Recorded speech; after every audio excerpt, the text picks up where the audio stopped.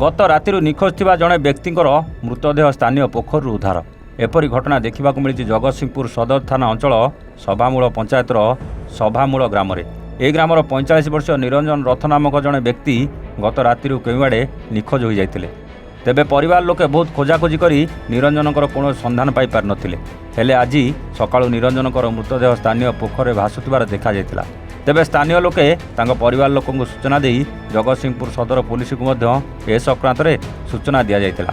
घटनास्थल रे पुलिस पहुंची मृतदेह को जबत करी घटनार अनुध्यान करुछि। अन्यपटे से पोखरी को धोई हेबाकु जाई गोड़ खसी जिबारु पानी रे बुड़ी होई मृत्युवरण करथिबा नै स्थानीय लोके प्रकाश करिसंती। रंजन कुमार रथ को गाँ सभामूल को पंचायत सभामूल पंचायत।